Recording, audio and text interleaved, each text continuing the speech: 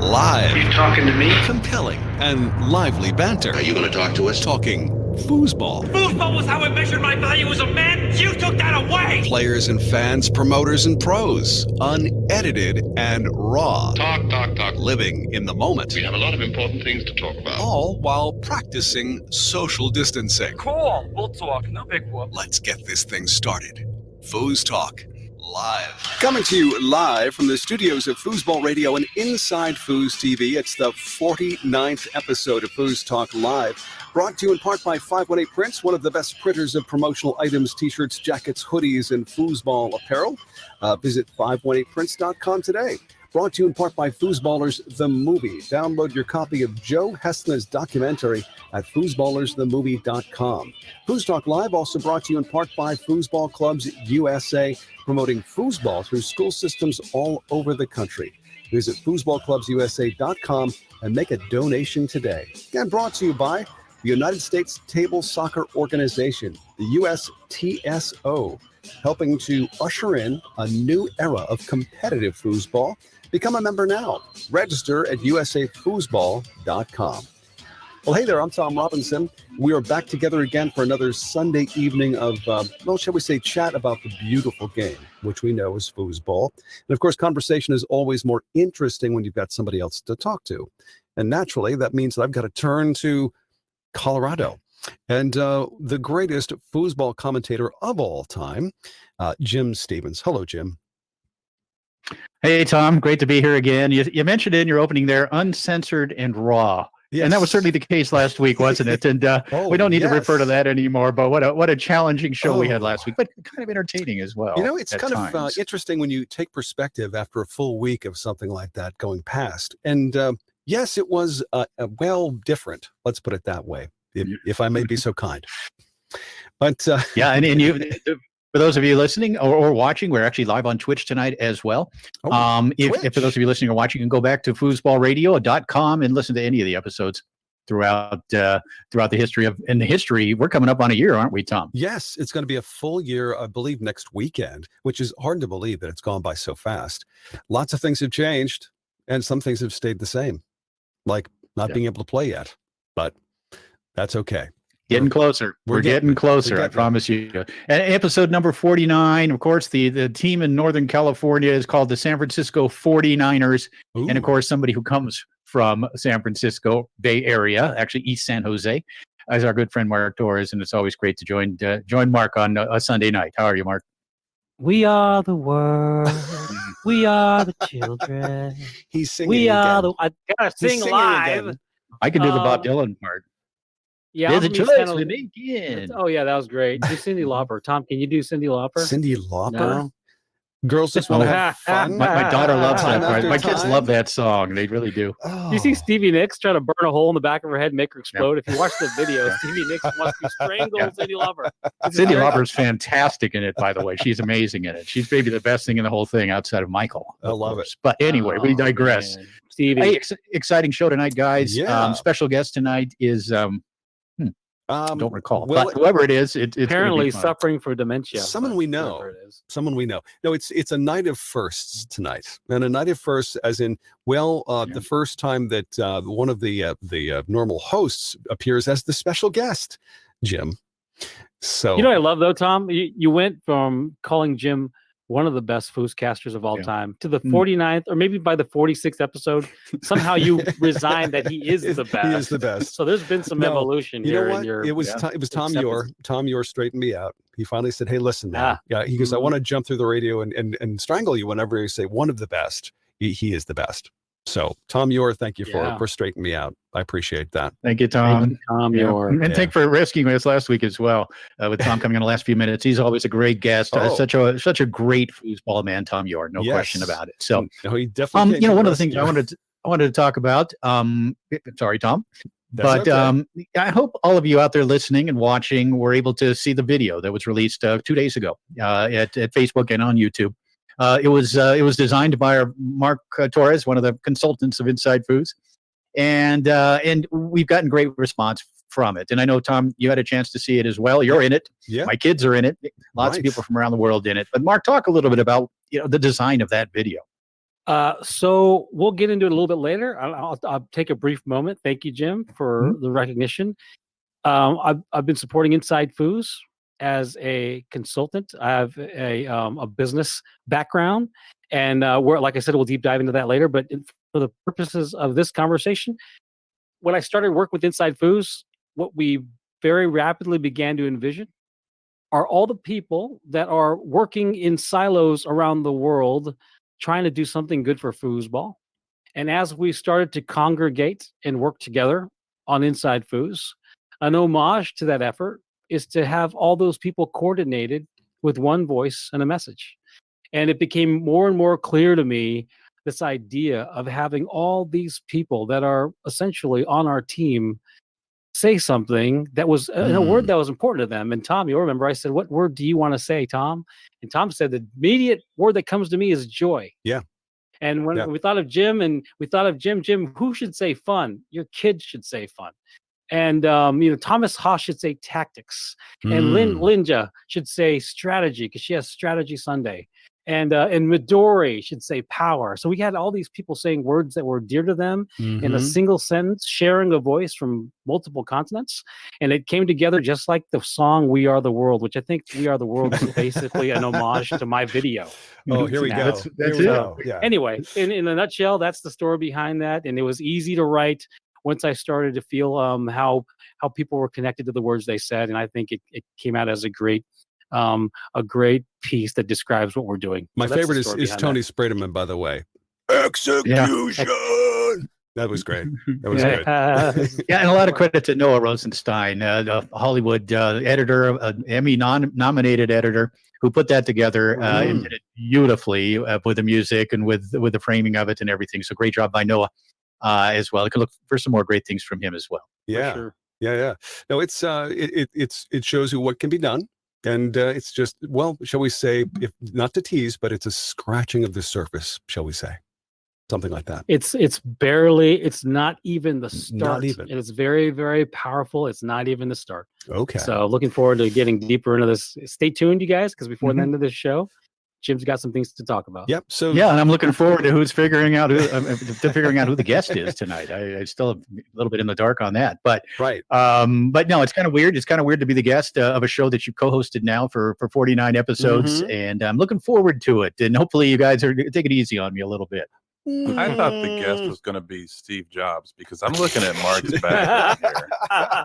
Steve Jobs is back from the dead to be on the show. Shoulder. Oh my! Well, Steve Jobs and I were great friends, and I can assure you, he said this, or it was one of my other personalities. But let's just go with Steve Jobs for now. Okay, cool. Yeah. All right. Thank you for pointing that out, Clay. We need to clarify because people are like, that's what I'm here for. What is that behind us? Derail conversations and then re-rail conversations. You're always keeping us on the straight and narrow, by the way. And thank you. My pleasure. Yes. That's his job. He does it well. Well, Jim, shut up! Close the door. This is going to haunt us for a long time. Pass. Which pass the easiest one? The easiest pass on the table is the easiest pass. Stop. Steve Jobs said that, I believe. That was a Steve Jobs quote. I'm going to go ahead and moonwalk myself right out out of this a shirt, dude. I need that on a shirt.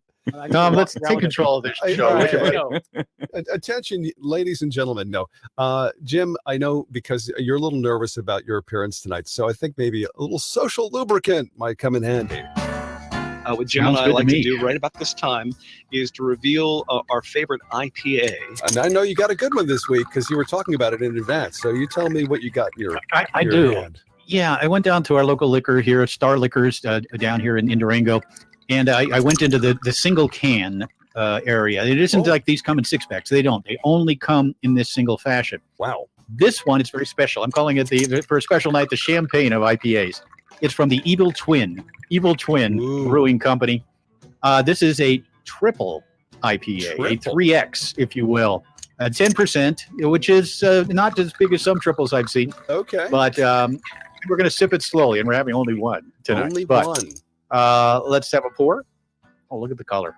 Very nice. Is there anything more snobby than a triple IPA from a single can vault in a snifter? What? Look at that, and he's swirling his talking glass. about the color of Did you something see you're about that? to drink. He swirled his I'm glass. with you, Mark. Trust me, I'm with you 100%. Oh, look at that. Yeah, it's good. Yeah, I can tell. Remarkable. I could drink quite a few of those. Danger, Those are easy to danger. drink. Delicious. I'm still waiting for one of you guys to spit your beer out. That's trash. Actually, to be honest, that could be my role because I hate beer. I hate anything that tastes like beer. Okay. And I might try one next week so I can spit Just it spit it out. out. Just so you can spit it out. Actually, on radio, you can get away with that. As long as you don't tell us what kind it is, that'll be fine. So, okay. What are you drinking, Tom? It is an Uncanny Valley, the Uncanny Valley IPA. And this guy comes to us from Burlington Brewery in Burlington, Vermont, the location of many big ski resorts. And it is 7% by volume. So let's, it's not a double or a triple. Sorry, going to whip out on you, but here we go. It's a pretty healthy single, though, for 7% there. Yeah. Oh, yeah.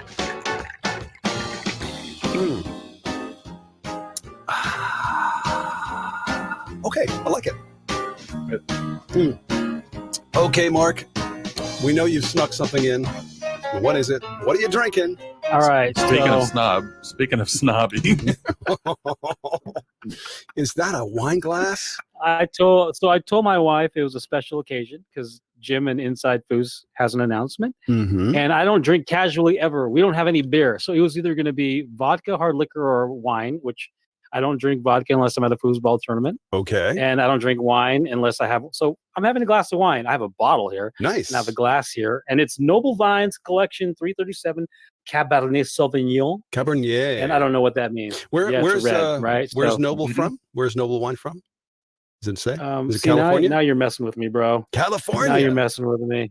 It's good. It's got to be California. I Yes, bet you. it's it's from my old stomping grounds, Manteca. You know what Nice. Manteca's known for? What's that? Meth labs blowing up. That's known for. that's from the Ode to El Meth Paso Lab. Vineyards. Yes. El Paso, Texas, Wonderful right? bouquet. Yeah. Oh boy. Cheers, luscious. Cheers, guys. Okay, here's to our honor group of the week, which, by the way, is Inside Foos TV, our honor group of the week. Here's to you, Jim, and Inside Foos TV. Thank you. Thank you. While you guys are drinking, I'll go ahead and say that I'm not drinking anything right now. Yes, Clay. A glass of water. I feel left out because I didn't get the toast, but Oh, sorry. sometimes it'd be like that. And I'm eating a piece of toast. So You're having toast. You can toast with your toast. that pun was for Jim because I know that's where his brain goes most of the time. It often does. You are correct. The Yes, king. that's one of the things I love doing is taking what my color man says and then twisting it around and turning it into my next statement, whatever it might be. And in about 7 out of 10 times, I do it pretty well. When is it hard? Like, is it difficult is it got to be something really obscure? Because I'm going to look for those ways to mess you up. Yeah, well, Todd right. Lafredo was very obscure with that shot selection as he strokes that one home. You've said that Throw before. some geometry at him. I don't think I've ever heard anything about geometry. Let's move on. Paraplegic. See, there we The go. buzzword, the keyword is paraplegic. Paraplegic. Oh, Well, boy. Lafredo was certainly unable to walk around that defense. Oh, somebody else is did sending it. us. All right, Somebody's there you go. Ashley's sending us a All right, I'm not gift. gonna- By the way, guys, I Listen, just want. I won't stand for this. Go ahead. Hold on. Tom's got something. Just going to What's say that, Tom? that Ashley is in our audience this evening. She is listening on Podbean to the broadcast, and she sent us a bottle of champagne. Thank you, Ashley. Thank you so much. Thank you, Wow. Ashley. Very Thank you. nice. And we'll talk a little bit about Ashley a little later. I think. Okay. All right. Well, I mean, it's great to celebrate with our listeners because this is something that we've been working on for a while, and it's great. I think this is really cool.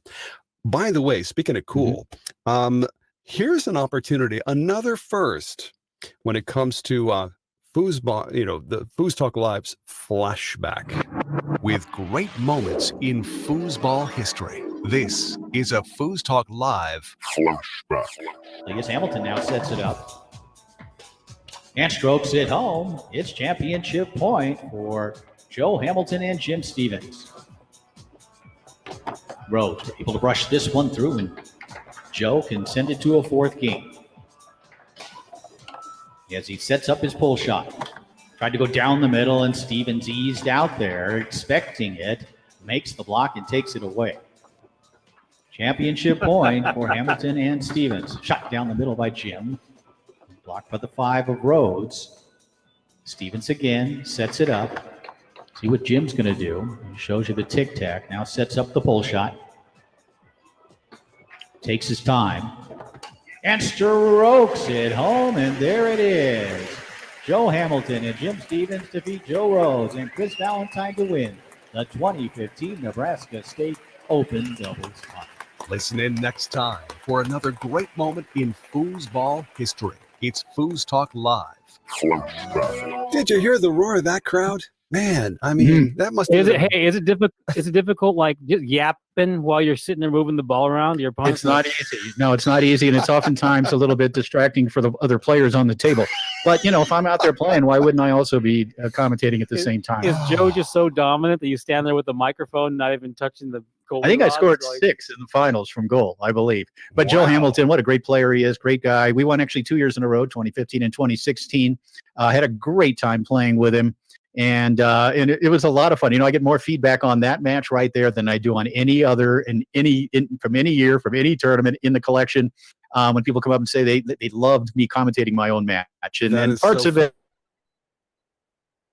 separate person as Jim Stevens, the foosball player, as I commentated the match. After the fact, speaking about out of body experience there, huh? That is I have no idea. If that was me, I would have been like, oh my God, look at how good Mark looks right now. Look at his stance. Let's pause it here. Let me draw the outline of his stance. You have too humble, Jim. Sorry, Tom. That's a psychosis. I understand when you speak about yourself in the third person, but that's okay, Jim. Yeah. We totally get it. Yeah, thank you. And what happened? That was a lot of fun, though. Yeah, that was great. Now I was like, wait a second. When I first heard that, I'm like, well, wait, he's in the booth, but then he's playing. No, wait, it's another Jim Stevens. That's what it is. No, but it is you. Here's something for you. On Tuesday, I'm going to actually be appearing on the Lynn and Caddy show on Twitch. Oh. On twitch.tv. That's at 11 a.m. Mountain Time. So whatever time that is around the world, take it from there. It's 1 o'clock p.m. Eastern Time. I'll be on the Lynn and Caddy show. They're going to show a match of me playing, which I'm also commentating. So I will be talking about a match that I'm commentating while playing in it. So there you go. I'm taking it to a third dimension on Tuesday. That's great. Show. So it's visible. So we can see you playing and then hear you commentating at the same time. I don't know how it's going to work out. Something like that. Yes. You'll hear me, see me, and hear me again. Wow. I think. Okay. So. I'm baffled, but that's okay. It's magic. It's foosball and it's magic. Well, okay, so again, a first for tonight when it comes to the top 5. I understand that you guys have been working hard on this all week long, at least a week, as to the top 5 moments in Inside FoosTV. The top 5 moments in Inside FoosTV. Time once again for the FoosTalk Live Top 5. 5, 4, 3, 2, 1. Here's Jim Stevens and Mark Torres. Mark, these topics each and every week, it's kind of interesting that we have kind of evolved to a point where we have these topics where we come at it from completely different angles. We really can fill anything into the individual blanks, come at it from our own points of view. And that's kind of how it is tonight. What are the top 5 Inside Foos moments? They're certainly going to be different from me to you or from anybody. And what are they for me? What are my top moments? Are they individual performances? Are there things that I just happen to remember, that stand out? I guess that we're going to find out here as we get to the list. But what was kind of your approach to this one? Well, so that's, I got a lot of compliments about last week's top 5, and we had 10 different answers for the first time. It was great. And I think and it's a reminder, it's not truly a competition, especially when these types of topics that give us license and permission to kind of go where we feel. And so I did it as the top 5 moments in Inside Foos history for me. What were they for me? And I bet you Jim and I may have 1, maybe 2. But after that, there'll be a huge disparity in what we describe. What did you do, Jim? I took a little different angle on it. Obviously, I've seen so many great performances over the years. I could have taken a Tom Spear performance, or of course Tony Sprademan and his many great performances. But I chose to kind of look at momentous things that happened that tied into Inside Foos. So let's see where we take this one, Mark Torres. FoosTalk Live Top 5. Number. So my number 5 is a personal one, and For that, I have the 2003 call on Adrian Zamora and Eddie Gartman winning the Open Doubles Championship. This is going to be probably the most obscure one, but it's very personal. And the reason why is because when you see all your friends, with the exception of Adrian and Thor Donovan at the Striker tournament, to a lesser extent Terry Moore, when you see your friends, and Chris Doobie, when you see your friends from California get to finals majors over and over and over and lose because we're not good enough, because we don't know how to close the deal, and no one can win an Open World Championship except for Terry, like I said. People do some stuff in mixed. Fernando wins some Open mixed stuff. But in Adrian won some tour stuff, but it was kind of like a dream when a Californian was going to win Open doubles at the Worlds. And so we're waiting forever. And Adrian Zamora gets past the big nemesis, Terry and Bobby Diaz. And now he's in the finals with Lewis and Trevor, who are supposed to win one, by the way, because they're in the finals of Open doubles pretty much like for consecutive years at this point. And Adrian and Eddie pull it off. Now, I would have loved to see Lewis and Trevor win, but it was bittersweet. But I love seeing Adrian Zamora and Eddie Gartman win. And so for me personally, watching Adrian and Eddie, and Adrian, I think something in Adrian knew, not to say he couldn't do it again, but something in Adrian knew that he needed to take advantage of this moment right there now, because he may not have another opportunity to win Open doubles at the Worlds. And God bless him if he does it again in the future, but he knew it. He took advantage of it. He executed. He won the World Championship. Number 5 for me is Adrian, the call on Adrian and Eddie winning the world title in Open doubles. I love that. I love that. What a memorable moment that was, certainly. And another memorable moment, and it isn't on my top 5, sorry, buddy. But what's the first time you ever worked with me? You know, someone up in Northern California, and I don't recall who it was. Might have been Dana Marr. Someone said, we got this guy up here who would be really good with you in the booth. And I said, okay, let's give him a try. And you were, from the very first match we did. I was like blown away by how good you were. And, you know, I've been looking a lot at the collection lately as I've been, you know, managing it, cutting it into individual matches and things. And you were with me quite a lot from about 2002 or 2003 maybe, right on through 2005, 06, even into 08 during the middle portions of that decade. And there was a lot of great matches that you made the call with me on. And it was a lot of fun to hear you. You sound exactly like you did then. And have those same sorts of insights. One thing about Mark Torres loves foosball. Mark Torres knows foosball. He's funny, he's bright, he's insightful, but it's his knowledge of the game really that is the foundation for his abilities to be a commentator. And thank you for everything you do, Mark. My number 5 is actually the 2014 Texas State Championships. All right. I drive down to Texas. It's about a 11-hour drive, 12-hour drive from Durango, Colorado down to Texas for the tournament. And I get down there, I set up my equipment. I go to work on Friday night, commentating matches in the DYP. And my wife, Amy, at the time was 8 months and 3 weeks pregnant. And we're thinking, okay, our due date is a week away. We're good. We're fine. I get done that night on a Friday night, get it back up to the room about 1 a.m. and I get a phone call from Amy saying, I think it's time. Can you, any chance you could fly home? So I quickly, I get on my computer, on my phone, however I did it, and I book a flight for 5:30 a.m. American Airlines gets me back to Durango. Remember, I drove down to Texas. And so I hop on the flight. I fly to Phoenix because you can't go directly to Durango from anywhere. So I fly to Phoenix. I fly home to Durango, hustle in the door. I get in there and she says, false alarm, sorry. And so I'm at home. I'm home on Saturday. Meanwhile, down in Texas at the Texas State Championships, the action's still going on. And I'm sitting there twiddling my fingers because I can't get back out down there, fly back until Sunday. So I'm up early Sunday. I hop back on that flight, go back through Phoenix, back to Dallas, get back to the tournament. I remember Steve Murray was playing with Johnny Horton at that one. It was a great tournament. We did finish it out. I did have someone on site. I think Brad Anderson was there handling some cameras, recording some matches, etc. But I get back there. I worked the event on Sunday. I worked the event on Monday. And because on Monday on Texas State, they complete things. And we usually get done by 6 or 8 o'clock on that Monday evening. I throw all the equipment in the car. I jump in the car to hustle home just to make sure. And I'm outside Amarillo, right? I'm driving back home and I'm outside Amarillo. And this time she calls me up and she says, my water broke. So I did the last 500 miles in just over 5 hours because it was the middle of the night on I-40 and coming all the way home. And I get home. Unfortunately, I was about 45 minutes late. Oh, But what a story it was! What a roller coaster weekend! And of course, my son Kian was born, my second child after Ari, and what a great moment it was. But what a story I still have about how I came back home, flew home, false alarm. We played cards all day. I get back out Sunday, complete the tournament, only to miss out on his birth. But anyway, so my number 5. 2014 Texas State. You put your birth of your son at number 5. That's some heavy lifting. At number 4. I was going to say. Anyway, congratulations. If I had got there in time, it might have been number 1. Who knows? Right? I can't wait to see what the rest of these are. So let's get to it.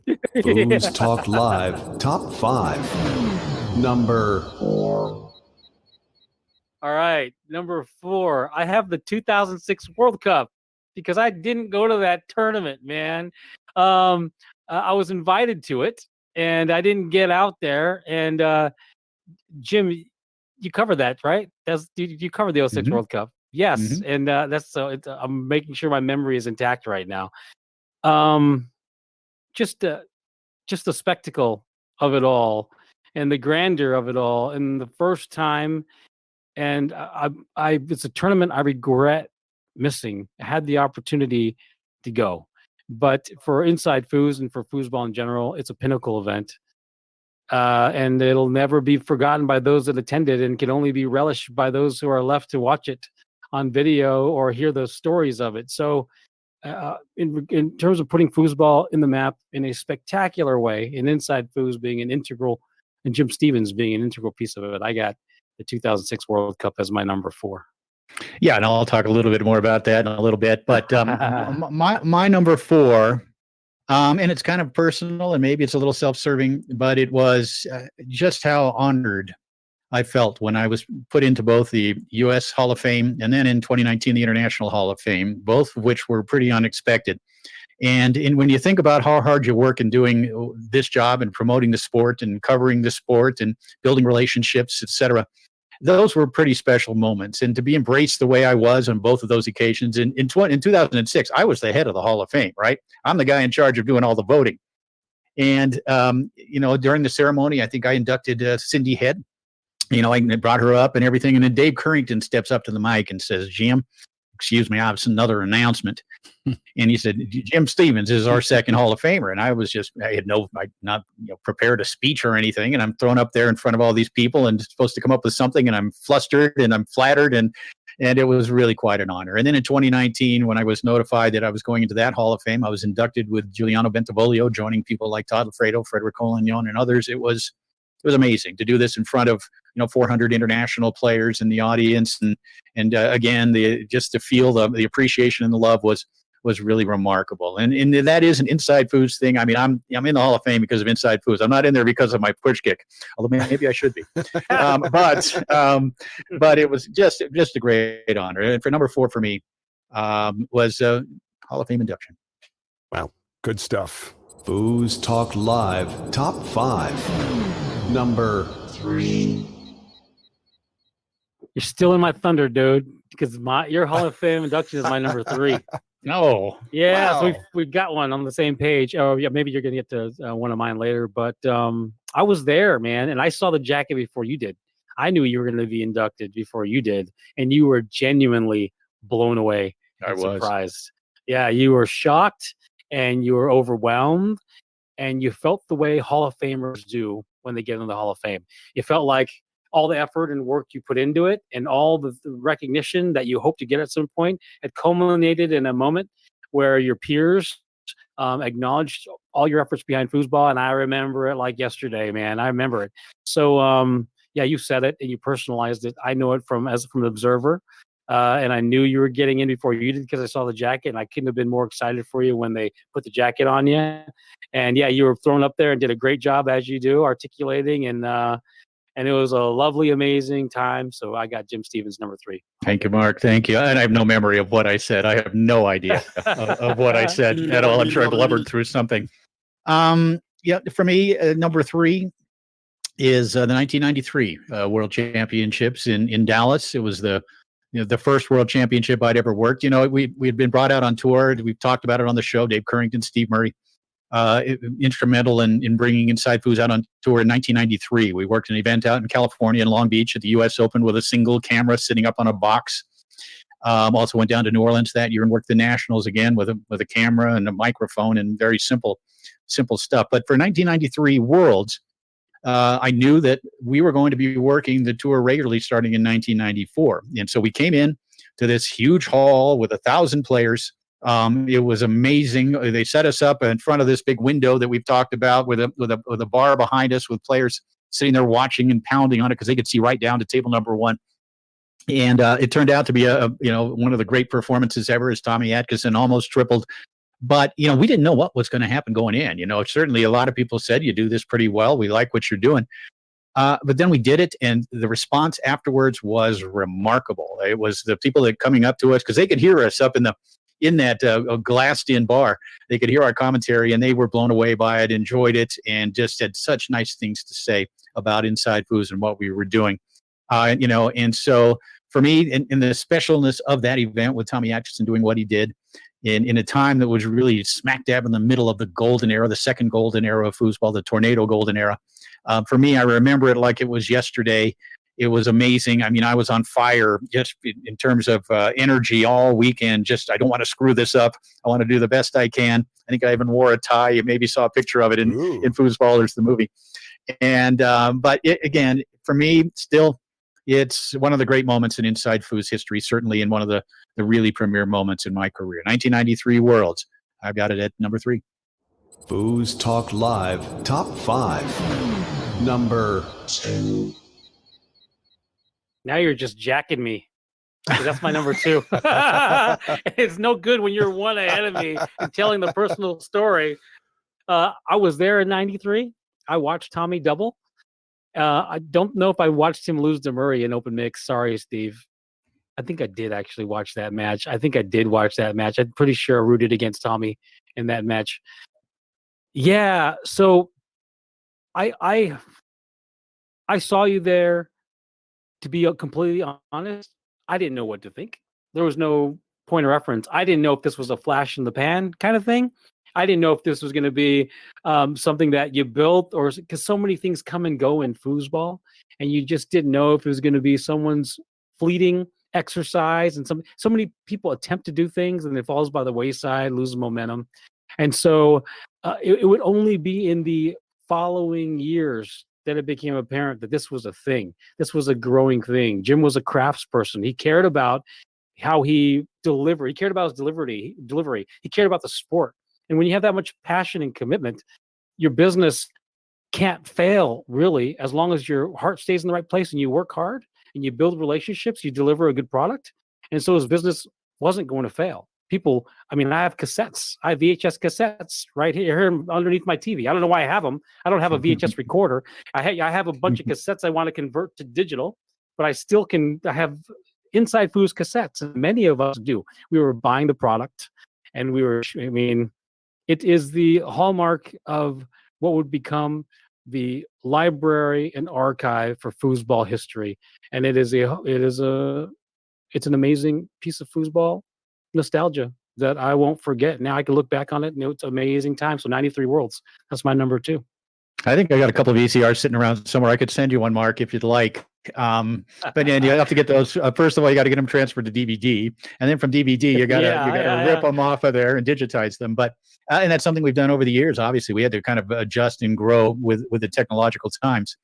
My number 2, and you touched on it earlier, is starting with the 2006 World Cup, and I'm saying it that way because it was incredible. I had a meeting with Fareed Lunitz at the LAX airport in January or so of 2006. As he came to visit, we had a meeting. He said, "Jim, we would love to have you at the World Cup, have you and Inside Foos come to the World Cup and cover this first time ever event." And it was, wow, this is great. I'd heard that it was happening, this country versus country idea, kind of like the Olympics or the Soccer World Cup. And so I was totally flattered again to be invited, and we started planning for it, etc. And of course, the great USA versus French match, classic, greatest match of all time on that Saturday night in Hamburg. Team Austria ended up winning it. But what that did is that kind of opened the door for Inside Foos to go international. We did the World Championships later that year in Italy. In 2007, we worked the Garlando World Championships, the Bonzini World Championships, the ITSF World Championships in Europe, went there 3 times. And what that first event did, what 2006 did, starting with the World Cup, is take what we do international. One thing I also found out when I traveled internationally was that people were buying these things. I would sell one set of videos to the Czech Republic, and 400 people would see them. But it was the beginning of the international era, not only of Inside Foos, but of table soccer. Right? It was the beginning of that sort of thing. And since then, I've done more than, I think, 30, 35 events internationally from in 14, 15 different countries in Europe, in Asia, going to Taiwan. What a great experience that was. Going to China. What a weird experience that was. But, so many tournaments. I've worked, I think, 20 tournaments in Germany over the years, including the P4P and in different world championships. And, I got to see the world. I remember standing at the top of the Eiffel Tower thinking, Foosball brought me here. Here I am sitting on the banks of the Danube River in Vienna. Foosball brought me here. In China, I'm driving through China looking at the Yangtze River, which is this odd color of brown, maybe yellow. And I'm like, Foosball brought me here. And the people that I've met from all over the world who all seem to appreciate what we do, and all, whether we speak different languages or look at things differently because of our cultures, we're all foosball people. We all see things the same way, kind of, when it comes to foosball. So number 2 for me was really the opening up of the international table soccer scene for Inside Foos. And of course, hopefully we've played a part in helping to spread that, making Fareed's job a little easier as he tries to bring all of us together. Social media, of course, is factored into that as well. But my number 2, 2006, going international. FoosTalk Live proudly presents the Top 5. Number 1.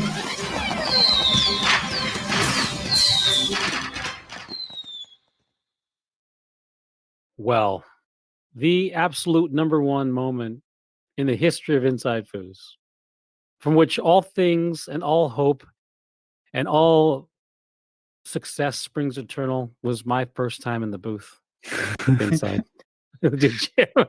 No, for sure. For me, the biggest moment was being in the booth for the first time. I don't know how. It was long enough ago where I don't remember the exact detail, other than I wanted to participate. I wanted to get up there, and I thought I could have fun doing it.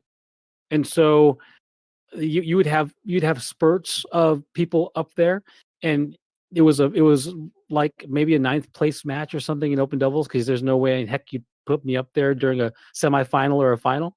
And you give anybody a shot and you see how they do. And I got up there and I had a comfortable, fun time, and the chemistry immediately was amazing. And you do your thing and I do my thing, and it gels, and we figured out how to tempo's a thing and pace is a thing, and learning each other's manners and knowing when to shut up. And sometimes I'd make your work incredibly difficult for you, because in the beginning, if I went overboard or said something too out there, Jim knew he had to go back and edit. But for some reason, Jim thought it was worth the risk. It's like, okay, he's going to get up here and he's going to say some things. He's going to do some things, and I'm going to have to do a little bit extra work. And if I could reel him in a little bit, and I can manage the craziness a little bit, my job won't be so hard, and the payoff will be worth it. And so I started getting invited back more and more in the booth, and it was the most fun I've had at a foosball tournament. I wasn't practicing at all anymore. So foosball tournaments were really me showing up to see some friends, get hammered, and flush money down the toilet. Like lose. Like I could crawl into the money, but that's not enough money to pay for your trip. And then getting into the booth and engaging, and the view from up there is the best view, and then the knowledge getting sent back and forth and learning. I learned so much in the booth. I just got to tell you, number 1 for me led to our time now. Like, there was those early moments that led to me being on the radio show in June with Iceman. And then when Jim gets later into what we end up building together with a team, it'll all make sense later. Number 1 for me, the first time I got in the booth with Jim Stevens. Wow. Yeah, I touched on it as well. And you said it, the chemistry was almost immediate. I mean, it literally was immediate. And the one thing, obviously you had a great sense of humor, very quick-minded, but it was, again, your knowledge of the game that was so impressive. And that allows you, Mark, to get away with pretty much anything. The fact that you know the game, you know the players, you know the history, you know the strategies of the game, and these individuals who you all know so well. You have a lot of great relationships in the sport. But that's what allowed you to do what you do up there and be yourself because of how much of a student of the game you are. And here we are all these many years later, still doing it and doing it in even a bigger way, perhaps. Number one for me, obviously, it's Inside Foos related, but it really is when a beautiful young lady came up to the booth after a match and said, how do I get the DVDs? That's the biggest moment for me. That lady was now my wife, Amy. This was the 2008 U.S. Open. You guys have heard me talk about it. She wins the No Pro Women's Doubles event by hitting a big pull shot from goal at 4-4 in the last game, which I watched. And she comes up and orders the videos. We talked for 35 seconds. I think her question was, do you think any of these pro players, do you think they declare this money on their taxes? That's my wife. You knew she was That's a keeper. my wife for you. This is a keeper. And so, and then I traveled directly from Atlanta, where the tournament was. I flew over to Paris, did a tournament in Germany, came back, did Bonzini Worlds. I'm gone a couple of weeks, and then I get back in Southern California, where I was living at the time, and I promote the fact that these tournaments, the U.S. Open tapes, videos are now available. DVDs are now available. And I get a call saying, well, where's mine? Where are my videos at? I ordered them 2.5 weeks ago. And where are they? You're advertising that they're available. I said, they're available for sale. They'll be ready here in a couple of weeks. So she was an unhappy customer. And so, but we started talking, we started emailing every day. It was something I'd get up and I'd email Amy. She'd email me back. And then, of course, we went on, and the rest is history. We've got a 9-year-old girl and a 6-year-old boy who I talked about earlier. Both of whom are wonderful. And for those of you who don't know, at the very end of the show, listen right to the very end if you don't mind. The very last thing you hear on this show every week is my daughter, Ari, 9 years old, saying, "We'll see you foozin'." And for me, every time I hear that, it just melts my heart. But it all started back in 2008. And you never know where life's going to lead you, right? You travel the roads of life, and then, a fork in the road comes, and you don't know where it's going to take you. And it's led me down a path completely different than I'd ever anticipated. A wonderful path that has led me to where I am today, here in Durango with 2 beautiful children. And so for me, how could it not be 2008 U.S. Open in Atlanta, meeting my wife, Amy. Love that. It's going to make the Hallmark Channel top 5, by the way. No doubt about it. I have a feeling about that. Yeah. The story's going to get sold. So I like it. Who's doing the screenplay? Torres, can you do the screenplay on that? Yeah, easily. 2 minutes in the bathroom on toilet paper with pencil. What an extraordinary top 5. Gary Shandling is me, and Audrey Hepburn is my wife. There we go. I'll cast Brad Pitt as you. Oh, okay. Yeah, Audrey Hepburn is your wife. I think Gary's a little more accurate. I never even thought about that. Uh-huh. I've heard it a few times. I've heard it. Never even thought about it. Yeah, Brad Pitt's too actually, short. The way you tell that reminds me of You've Got Mail, when you talk about waking up and sending emails and stuff like that. So You've Got Mail. Foos Got Mail. There you go. All right. Title. Well, Jim, because you are officially our special guest this evening, I think it's about time maybe we let everybody in on what this is all about. Why are you the special guest? And what is this leading to? So, well, I'm not going to. Let's tease it a little bit. Let's go through the process. But it is, and again, I don't know that it's a singular announcement that we're making tonight. It's a series of things that all kind of come together to make an announcement, and certainly it's something, again, that we've been working on a long time, and I've had a lot of help doing for the first time really ever. I started this business 28 years ago with Christina Fuchs, a Hall of Famer, and congratulations to her, of course. In one of these years, she's going to be actually inducted in a ceremony. I think it's going to be in Las Vegas next year. Okay. But for the most part, it's been me.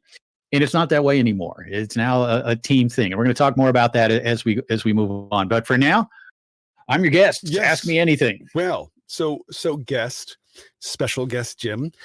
First of all, I got to say how much fun it's been for the last year that you and I've been working together with Mark and Clay and just, doing this thing every Sunday. It's just been a blast, and it's been a huge change in my daily behavior. Let's put it that way. Anyway, as our special guest, when it comes to Inside Foos TV, where did the germ of the idea come from? How did you even think of something like this? Well, in high school, in Inglewood, California, then in Manhattan Beach, California, I had a chance to do a little bit of commentary in basketball and baseball, two of my favorite sports. I'm a huge baseball fan, huge basketball fan. Dodgers and Lakers, rather. Both of them won the championship last year, by the way. But I did a little commentary, and I grew up, of course, in California, as was documented in the movie Foosballers, listening to the great Vince Scully do Dodger games, and the great Chick Hearn commentate Laker games. And it was all on radio back then, right? I'd go to bed at night with a transistor radio in my ear, listening to the late night Dodger games or Laker games, and I loved it. I wanted to be a commentator. So I did a little bit in high school, right? I did a little bit in high school, graduated from high school, and then got the foosball bug. And that took me off in that direction. I literally wanted to be a pro foosball player. I did everything I could to be a pro foosball player, playing 5, 6, 7 DYPs or doubles events each week. I lived and breathed foosball. I mean, I'd have a day job, and at night I'd be playing foosball. I'd get as much sleep as I could at night, go back to the job, and get up and play some more foosball. And so throughout the late 70s, when I first started, through the 80s, where I played in Southern California and a little bit out on the pro tour and had some success, became a pro player. But in the early 1990s, I actually took a year off. 1988, I didn't play any foosball at all. For a couple of reasons. The local promotions were not up to snuff on the striker table. It wasn't something that I didn't want to really do anymore. I didn't like what was going on locally in Southern California. And but in 1989, the tornado table came to town, and someone called me and said, "Jim, they've got this tornado table, this new table at this place." And I went back out and I tried it, and I loved it. You could crank a push kick on it, right? And then so we're playing at this location in Marina del Rey, California, called Sports Harbor, owned by the tables were owned by Jim and Janet Cole, two great promoters, two people who promoted throughout the early 90s in Southern California. And I played there for about a year. And then someone brought a camera and a microphone, just wanting to shoot some footage. And I said, I kind of wanted to be a commentator. I really was a big fan of it. And so I picked up the microphone. They set the camera up at the end of the table, and I commentated a match. And I said, and people listening said, "Wow, that was good." Cool. I kind of had a knack for it. Of course, I'd done baseball, I'd done basketball, I played foosball at a very high level. And so that's kind of how it started. I started doing it locally. We expanded to 2 cameras. Did some little bigger regional tournaments in Southern California. And people really enjoyed it. They really did. And then eventually, as we've talked about on the show, Steve Murray kind of heard it, Dave Currington, et cetera, and they brought me out on tour. But that's kind of where it started, was my background in loving commentary and loving commentators, and then loving foosball, and just kind of bringing those two things together. So and that happened in the early 1990s. So technically speaking, was that actually being recorded from the very first, or was that coming later? It was, yeah. Oh, it was. Okay. It was on VHS tapes, directly onto VHS tapes, which you held in this big box down on and you hooked it onto your belt, and there was a VHS tape in there recording. But it was recorded, and those tapes exist somewhere. And perhaps we'll be able to dig those out at some point. That would be fun, especially to see your first, foray into let's say a real tournament at one time. Well, that would have been with Steve Murray in Texas, correct?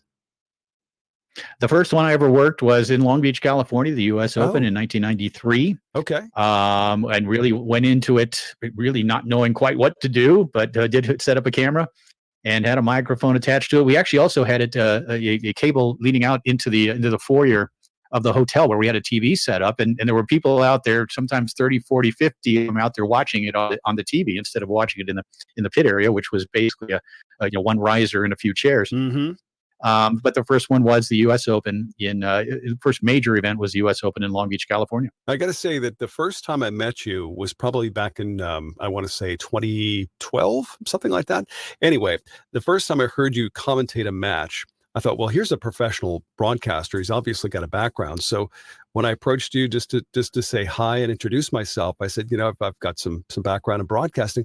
Where did you work? What stations did you work for? And he said, I'm self-taught. And I was like, You're self-taught? Really? And it was remarkable because I thought at the time, this guy's definitely a pro. He's been in broadcasting someplace, but you were self-taught. That amazed me. Wow. Coming from you, that is a gigantic compliment. Thank you, Tom. But yeah, I am self-taught. I had teachers, I suppose, listening to professional broadcasters and being a huge sports fan, as I am to this day. And hearing these great commentators, hearing Chick Hearn, hearing Vince Scully, hearing Joe Buck, the international guys, and it's been, those were my teachers, and I took what I heard and kind of made it my own and applied it to foosball, and that's kind of how this all started, how it's all evolved. And I like to think that I have continued to evolve over the years, and I feel like, although I haven't worked a tournament in 13 months, I feel like I'm as good, if not, I feel like I'm better than I've ever been. Yeah. Well, I mean, as far as your spontaneity, I'll be better, Jim. I mean, and Mark is making sure that you don't forget, right? Jim, I'll be better, Jim, because I'm not going to drink as much as I used to. Well, I got a question for you. A glass of wine in his hand. Let's talk about the early days with video recorders and VHS cassettes is a time of treachery. I mean, you're wired in, a cassette runs out of tape, or you forgot to press record. I want to hear about one of the early tragedies. Tell me about, like, this was a cluster. What the hell? I didn't get the finals. Give me your worst nightmare on VHS cassettes.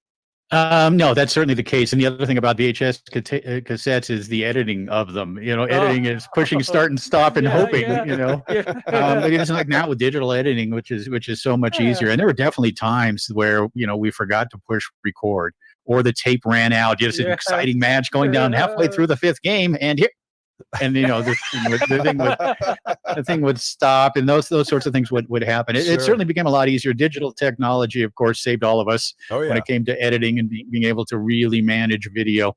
But there were certainly a few of those nightmares, and certainly things many times unintentionally got left on the cutting room floor. No doubt about it. Yeah, Did you resist? So the migration happens from VHS to like CDs first, like DVDs, or was it CDs and then DVDs? Digital audio tape, wasn't it? It was DVD. Yeah, it was DVD for me, and I actually didn't resist it. It wasn't that so much, but when I did eventually get a DVD recorder, these things were $800 or whatever. This was quite an expenditure to get one.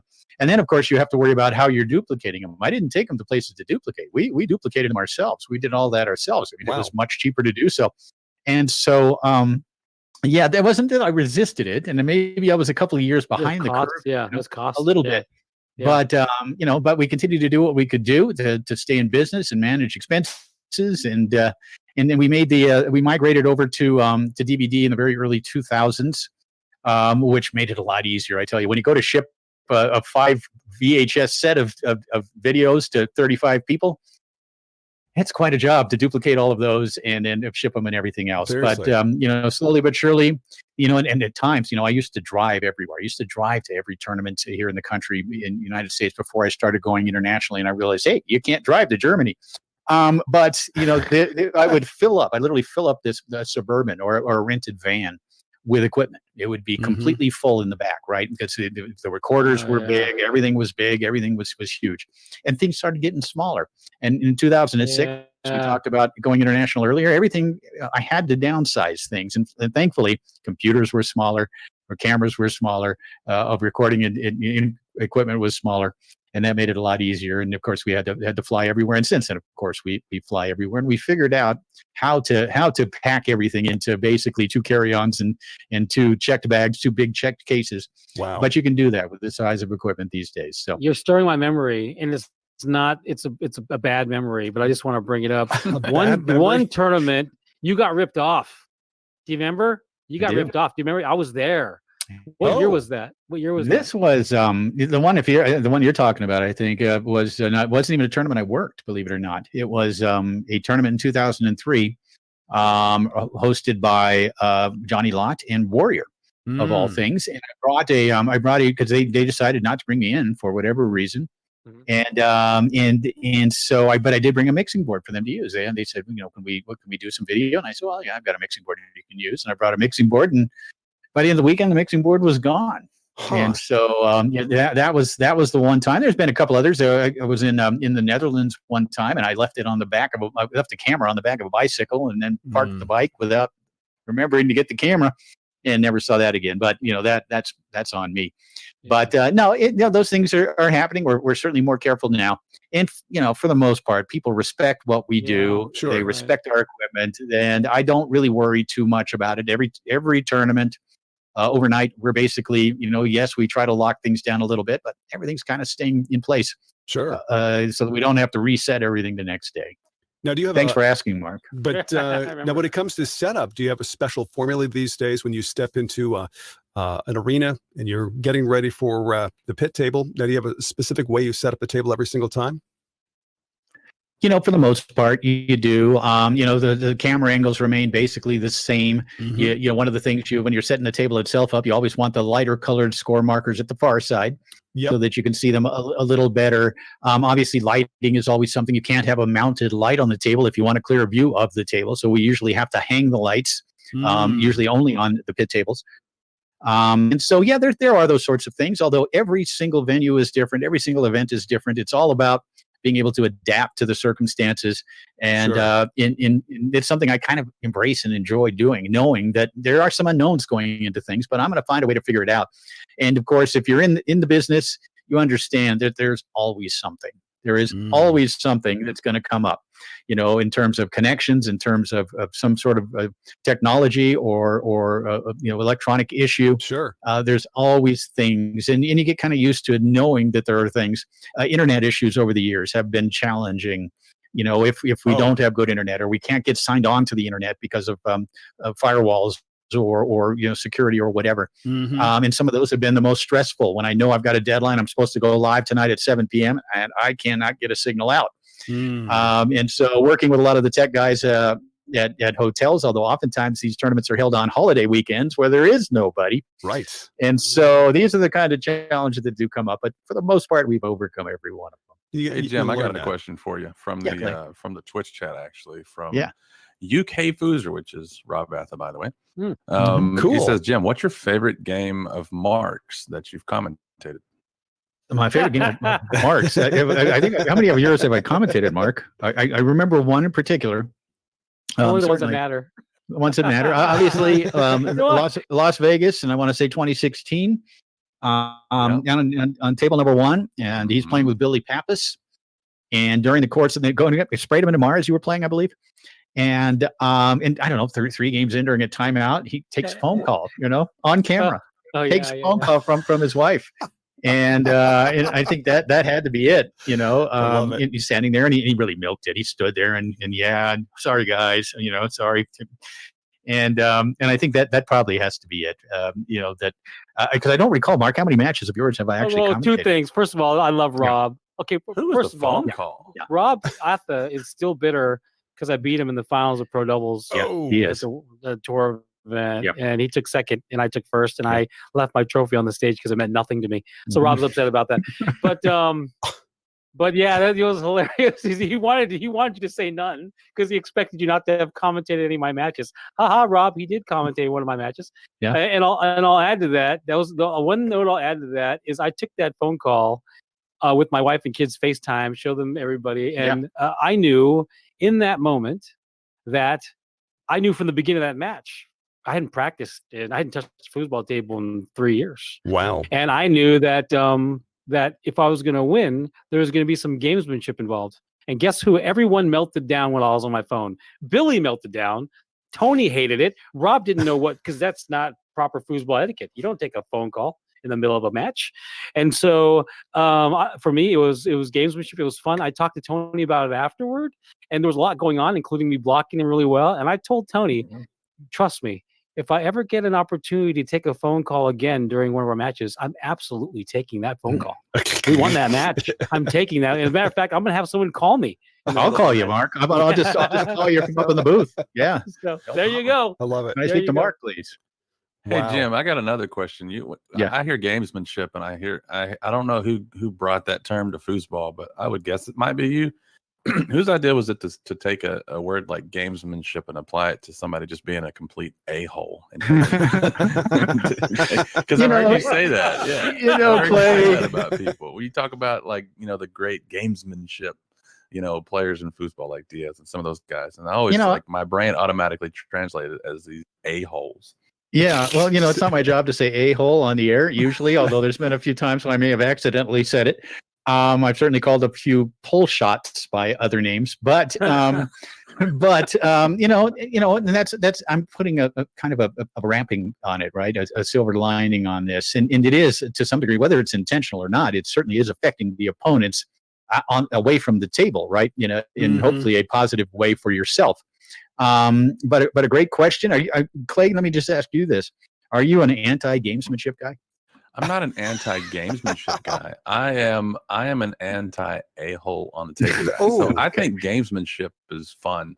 And when I think of gamesmanship, I think of players who just get really excited, people who I love to watch Ryan play. I think that his game is just fascinating to watch. And I think of gamesmanship as applying to his style of play, because it's not about getting in your head. He's just a big kid having fun.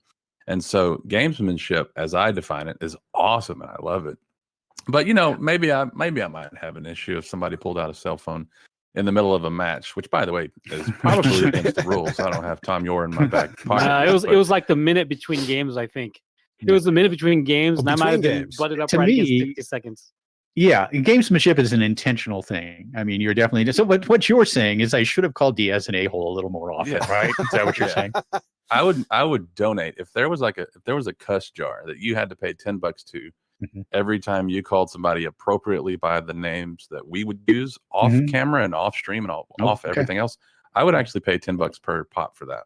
Yeah, me too. Yeah. So next time you're calling a match, and the funniest thing is I don't know if I should say names here. One of the wildest matches I saw on camera was Diaz was actually the victim of somebody else's mouth. And it's like in that moment, you know what I'm talking about, right, Jim?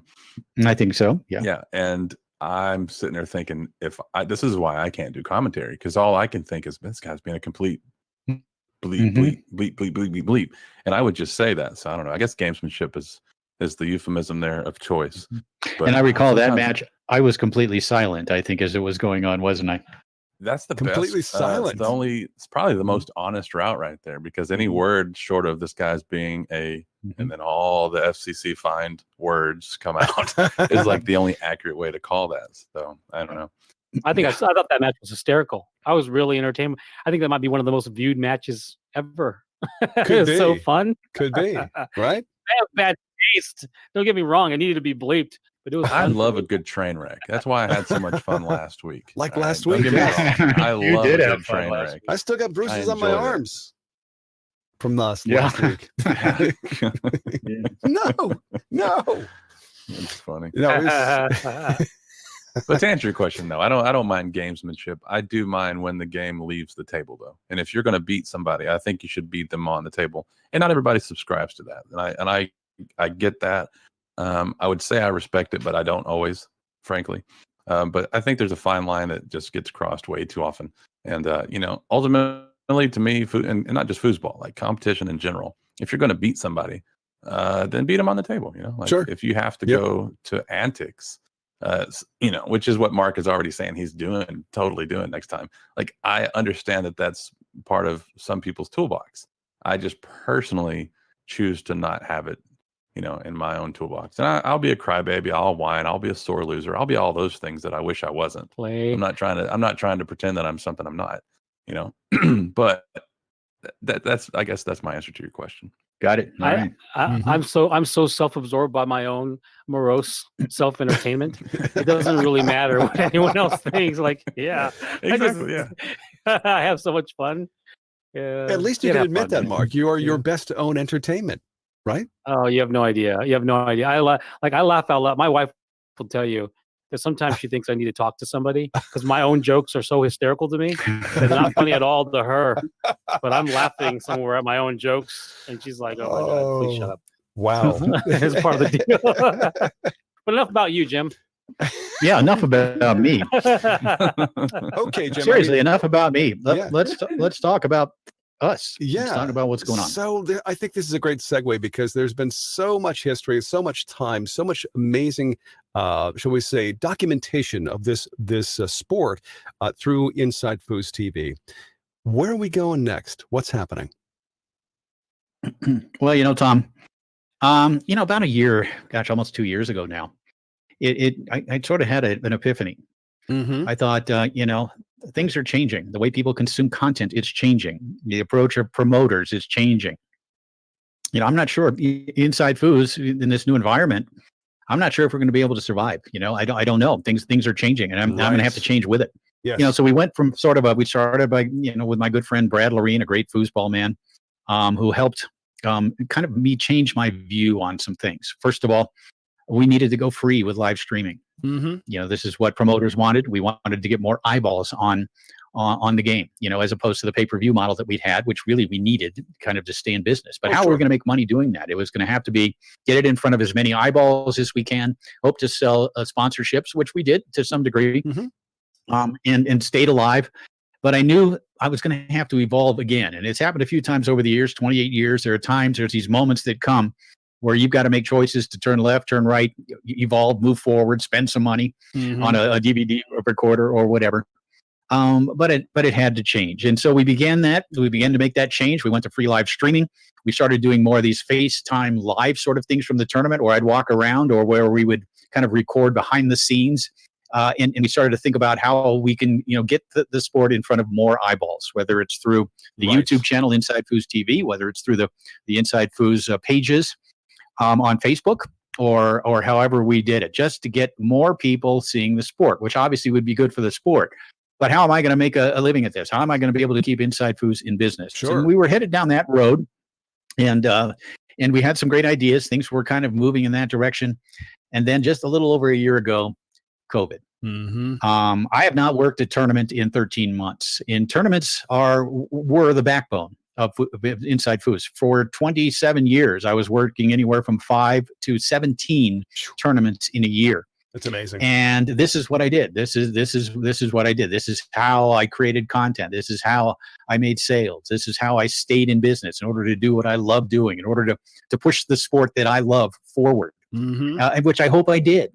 Oftentimes I've felt like a bit of a lone ranger out there, where not everyone was on the same page when it came to sending the sport in the right direction. Not everyone was concerned about the sport, Mm-hmm. And so COVID hit, and it was like, at first it was, oh boy, what does this mean? What do you Obviously, the definition of a foosball tournament now, looking back, is it's a super spreader. You can't have foosball tournaments anymore. And obviously, they started to fall like dominoes. I recall very vividly where I was when the Hall of Fame Classic was canceled, where the New York State Junior Championships, what I was supposed to work, was canceled, and a couple other events, Texas State, etc. And we paid homage to all of these tournaments last year from the studio.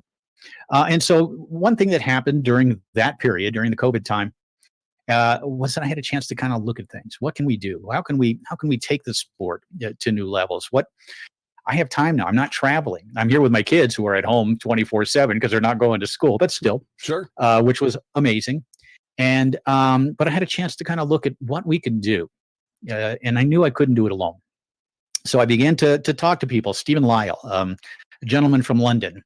Great promoter, has promoted 15 major events in Europe, including the biggest tournament ever held in London a couple of years ago. Okay. He's the captain of the UK national team. Great foosball man, great businessman.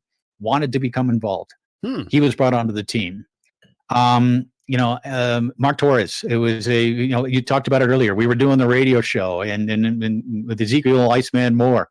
And then Mark and I talked a little bit, and he offered up his services as a consultant to kind of help out with his vision. Great foosball man. One thing about Mark loves foosball. We talked about how well he knows the game. Well, the reason he knows the game so well is because he loves it. He loves the people. He loves the sport. He loves it. But Mark, a businessman, very busy businessman. Say that 3 times. Yeah. A very successful businessman who understands business, who understands foosball, and has been, really, really generous with his what time he can spend as a consultant with Inside Foos. We brought on Ashley Lasitra through Mark, a brilliant businesswoman. What happened was we went down a road that eventually led to us creating a corporation, Inside Sports International, with Steve Lyle, who is now the CEO. I am the president of the corporation. Ashley Lasitra, our chief operations officer. And we brought on Mariam Ali, who many of you know, yes. Great player, great lady, terrific, as our chief technology officer. And we have a board of directors now, but we also have a team of players, of promoters, of really great foosball people. Everyone from Steve Murray to Tony Sprademan to Midori Kimura to Frederick Collignon to Jack Wong, over the great promoter in Taiwan. Wow. To Thomas Haas, the world champion in Germany. And we brought these people all together. The idea, of course, much of it giving Mark Torres credit as someone who was really part of one of the architects of this, a strategist on this. And again, somebody who is dedicating as much time as he can to the vision of foosball, the way we all want it to be, the way, going back for me 28 years. If we could just take this piece and this piece and this and bring them all together and make them work together, we've got something pretty great here. We have a great sport. We have the ability to communicate to the world how great this sport is, how competitive, how entertaining it is. But we created a board of directors with the Inside Sports International, LLC, Inside Foos being a subsidiary of that. And then we started to reach out to people, and it was really easy to find these people who wanted to be a part of this, right? Who wanted to lend their skills, not only in the foosball area, but we have such talented people in foosball who are great, obviously on the table, but also have great skills outside, whether it's technology, whether it's sales, whether it's business. And so we've brought this team together. And those of you who saw the video, that's a lot of our team right there. Those are the people. You saw those people, some of the biggest names in the sport, some of the smartest people in the sport who have come on board, all of us pulling on the same end of the rope, all of us with the same goals in mind to make foosball great. And part of that is, and I know Mark is going to talk more about this as well, but it's the way that it's presented. It isn't necessarily about creating more players. That's a byproduct, perhaps, of the direction we're taking. Sure. But it's about creating foosball fans, foosball viewers, people who enjoy watching it inside the foosball community and outside. Director Joe Hessling approved with his ESPN show, with his movie Foosballers, that there is interest, that it's fascinating to watch the history of the sport. It's fascinating to watch the competitiveness of the sport, the dedication of these people who are involved. And so that also is something that we're looking at. Obviously, Joe opened the door to the potential for us being nationally covered. So just to interrupt. And Mark, I know, Mark, this is something that Mark is very passionate about, is about the presentation of the sport and how we can get more viewers, right, Mark? Yeah, I'll just chime in. But Tom, I saw you wanting to, before I get into anything, Tom, did you want to say something? No, I was just going to make a point that last summer when ESPN2 carried the Joe Hessling documentary, immediately following that was a special presentation from the World Cup, the 2019 World Cup. And it was laid out in a way that to me, as a viewer, was spectacular. Simply because it was organized in a sense we could watch the matches, and they were going back and forth from table to table, seeing the men and the women play on the Team USA, and they were using tracer technology. And it, to me, that 55 minutes of foosball action was spectacular. It was the best I'd ever seen. So, Jim, is that the kind of thing you're thinking about or talking about here? It is. It's about presentation. It is about using tracers. It's about having multiple streams at events. Right.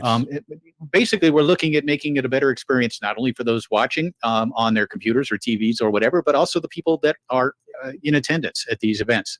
Obviously, using tracers, using multiple streams, including an analyst desk that will continue to show reports from matches and interviews with players, et cetera, running simultaneous to our normal Inside Foos streams.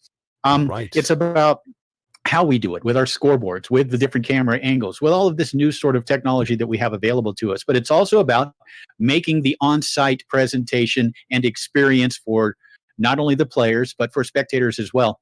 Just more fun, better. You know, if you've ever seen a dart tournament, right? If you see these dart tournaments, darts is huge in Great Britain. It's huge.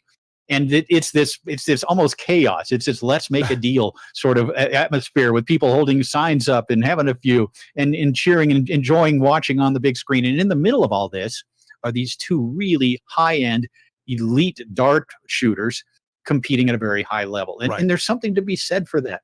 Like darts, foosball is kind of viewed by the common public as being a pub game, right? Sure. So let's go ahead and let's perpetuate that a little bit while also letting them know that there is this professional side to it. So that's a lot of it. It's the presentation of those in attendance, but also through what we're going to be bringing, not only through the streaming aspect of it, but hopefully eventually again on broadcast television. Very cool. No, I think that was the kind of the glimpse of the future, I hope, because I really enjoyed that. Yeah, I'll jump in here. So it is a really, really great story. Mm-hmm. And I really don't have a ton to do with foosball, nothing really at all to do with foosball. I do the radio show with Iceman. This is June last year. Yes. And Jim reaches out to me. Now, mind you, I don't know if the timing was perfect or absolutely horrendous. I'm involved in 4 other businesses, and I have my main career, which I love. My main career, which I work X amount of hours per week, and I really love my job, and I'm involved. I frequently get approached as a consultant to do separate things. And at the time, I was at the tail end of the conception phase of one startup, and I was part of another startup that had just sold. And so when Jim comes to me and asks me and talks about how his business is changing, I've never thought about doing anything. I've never thought about leveraging my professional background in business for foosball. I all saw them as 2 completely separate things. There's foosball, and that's where I get blackout drunk and go home on Sunday morning and go out in 2 or 3, say hi to some friends and get out. And now I have Jim Stevens, my dear friend, saying, hey, I have a initiative going on. I want to know if you could take a look at my business. I told my wife, and she was like, no. And so that ended up being a conversation. Okay, fast forward. I start to examine the business, and I start to say, what am I working with? And there's a lot of great things when you start breaking it down. And this is late June of 2020. Okay. You got a 28-year brand with the greatest table soccer sportscaster of all time, who has a library of 3,000 hours of matches that only continues to grow. Right. And as I start to look at the business and I start to break it down, I start to create the vision of where we would arrive now.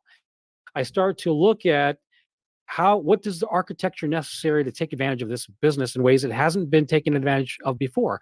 And no disrespect to Jim. Jim is so busy covering tournaments. It's a sad reality that the pandemic gave us an opportunity to take a breath and take a look. How can all of our businesses evolve? And so I start to look at it, and Steve Lyle's great. He's an incredible piece that's in place. Yeah. And I bring in Ashley, is a private equity financier, incredible woman. I bring her on board as a leader on the team. And I say, okay, what's wrong with foosball? What's wrong with foosball is you have people all over the world doing stuff in a silo. They're doing stuff by themselves in this insulated vacuum, and they could work their tails off, and it gets very little traction or visibility. What happens if I bring all these people together? What happens if I reach into Germany and France and Asia? What happens if we do it together as a team and we build this thing and we identify leaders, we identify people that are strong in that have their strengths? And me, I have limited bandwidth and limited mind share. So I need to support the proliferation of this vision and put a team together that can execute it. And that's exactly what happens. You get Stephen Lyle. He's the CEO of the company. He's an incredible background in foosball. He's a foosball guy, promoter. He's got international business experience. Ashley, you got Miriam. I do what I can as a consultant with my narrow time. And of course you have Jim. We put together these ideas, and I know there's going to be a little bit of vagueness here because we have tons of announcements to make over the next 2 weeks. Yes. We have tons of announcements to make. But the gist of it is we have a team, a global team embedded in countries that love, are passionate, committed to foosball, that are highly excited to help support how we live stream tournaments, how we create new original content, how we how do we make foosball entertaining? And this is where the beautiful thing about Inside Foos. And you can see the great quote by the late Steve Jobs over my shoulder here. Foosball plays exactly in the center. Foosball plays in the center. What I mean by that is, if you love foosball and you want foosball to be successful, and it's your passion project the way it is for us, we want everyone to win. If everybody wins, foosball wins, and we're here as journalists and entertainers. Yes. To put a spotlight in front of as many people as we possibly can. We want to drive foosball. We're on everybody's team. We're not going to discriminate against anybody who has a good heart, whose heart's in the right place, whose initiative and efforts in the right place. We want to push you forward, and we have the means to do it. Jim mentioned it earlier. We have Noah Rosenstein, who's an Emmy-nominated editor, producer, writer, director on our team. Okay. And we have another gentleman named Kurt Vorbroker, who is a world-class graphic artist. We have a professional voice man named Tom Robinson. We have incredible support people that are experts in all types of different fields from around the world on this team, doing all kinds of incredible things, contracted, by the way, to support where this business goes. So, okay, I'm not sure. Hopefully, we're driving some questions from the people listening in who have specific questions. I'd like to lead off. I think I'd like to kind of take it in a place where some people might be thinking, okay, we've heard this kind of thing before. It's happened before. Other people have kind of said, you know what, we're going to change the face of foosball. It's going to happen. We're going to do this, this, this, and this. The great plans, and it just kind of fades away. How is that? How are you? I'm going to say something real quick, and I'm going to bridge it to Jim. I'm not that guy. Okay. I do love to sit around and dream. Don't get me wrong, but that's not all I do. I don't just sit around and dream. I execute at a high level, and just the fact that I'm behind this thing and there's a whole team. Don't get me wrong, there's a whole team, but that's not how I operate. I'm not a guy that's just going to wander off into space. Things will happen, and things are happening. And we've been working. If you look at the international time we're working, there's pretty much someone working on Inside Foos 24 hours a day for a year. Because we have people hard working in Romania. Katerina Sarbalescu. UK. Right. So we're working on it 24 hours a day. Anyway, Jim, please, you want to take over? No, it's so true. And, if anybody has seen the fly-by-night people come in foosball, it's me. And I've seen many of them over the years, and I've always tried to support them. Sure. But oftentimes, in fact, most of the time, they would run into a challenge or another challenge that they just couldn't get past for whatever reason. But I've always tried to support these ideas. This is very, very different. And we've been working on this now. Mark came on board in June. And the board continued to grow. Our family of foosball people continued to grow. Yep. The number of projects we're focused on continued to grow, and there's a bunch of them. I do want to be a little more specific. Some of the things we are planning on doing involve, obviously, with tournaments. We're going to pre-promote them. We're going to be on site to cover them like they've never been covered before. And we're also going to there's going to be a news aspect to all of this. We're going to do reports from the studio talking about what happened at a tournament, showing highlights of what happened at a tournament, ESPN style. This is once we get up and rolling again, of course. Idea, again, obviously, everybody's always saying, all we need is a sponsor in foosball. Well, perhaps.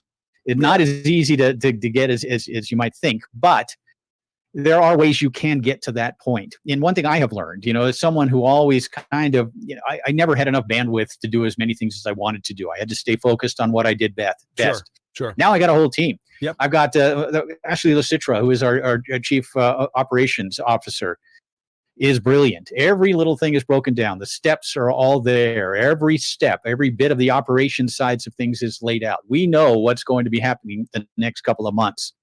On Thursday, and if you go to InsideFoos.com right now, you'll see a countdown timer that on Thursday, the new InsideFoos.com debuts. InsideFoos.com. The new InsideFoos.com. Okay. And you can't access InsideFoos.com now anymore because the new site is going to launch on Thursday. The new site, if you can kind of picture Netflix for foosball. We're going to launch with more than 500 matches from the Inside Foos archives. These matches all searchable. You can go on there. You can search for your favorite players, your events, whatever.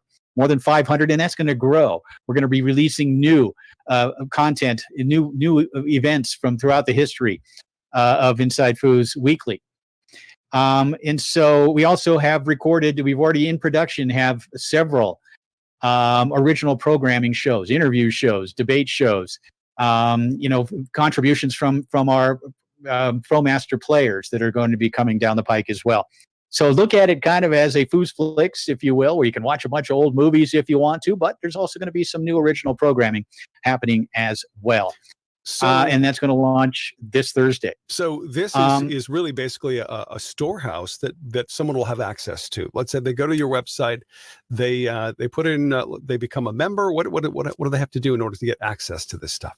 You become a subscriber to Inside Foos, and of course you'll have access to everything we do, everything new that's coming down the road as well. I'd say there's 500 matches in my collection. The Inside Foos complete collection, which we have broken down into individual matches to make it more easily searchable. Okay, there are something like 3,500 to 4,000 matches. Wow.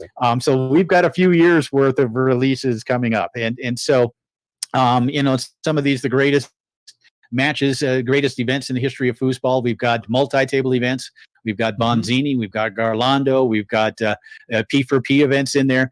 We have Tech Ball, an old German table. We have a couple of World Cups in there from the early Inside Foos days.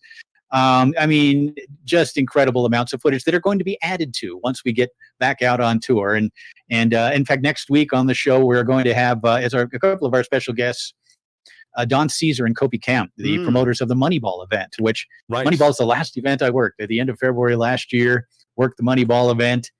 Moneyball is also going to be the next event that we work at the end of April. In fact, if put that on your schedule, folks, Inside Foos returns at the end of April. But each time we have a new tournament, that gets added to those archives. You're going to have accessibility to any of these tournaments that we work coming up, and our schedule is growing. As we speak, we are going to be very busy throughout the rest of this year and then headed into next year as we work towards the eventual ITSF World Cup. A couple other things that we are very closely involved with, as we were even pre-COVID. John O'Brien, Foosball Clubs USA, the development of young players, which is so vital.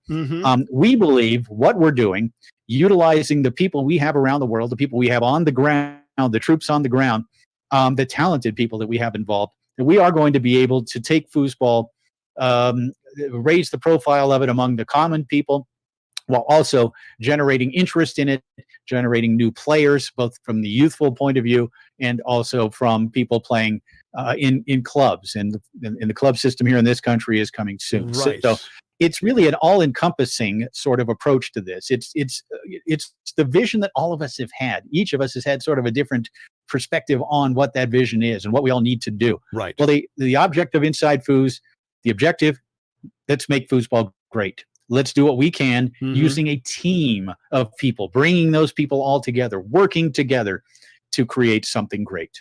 Well, again, I go back to last summer when watching what ESPN did on ESPN2 with the documentary and then the series after. It to me, I wanted more. I wanted to see regular series like that. Is there any plans for original content like that?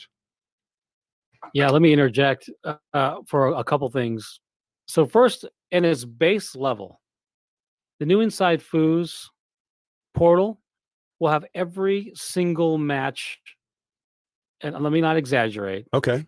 Either has it now or should have access to every single match of consequence ever played in recorded foosball history, separated by player name. So you could search a player and find the match. So at its base level for the competitor, I've never had access to this resource. I wish I did. You know what you do at a foosball tournament? When you have a matchup against Joe Schmo, you go find the table Joe Schmo is playing and you try to watch him play for like 10 minutes if you can stomach it to get a read. Now, if I'm playing internationally and I want to play Thomas Haas for the first time, I'm going to get on my app and I'm going to look for Thomas Haas's matches. I'm going to watch one or two of his matches and I'm going to get more information from searching his name than I ever would trying to watch him or try to play a pickup game. That's at his base level. But think about this too.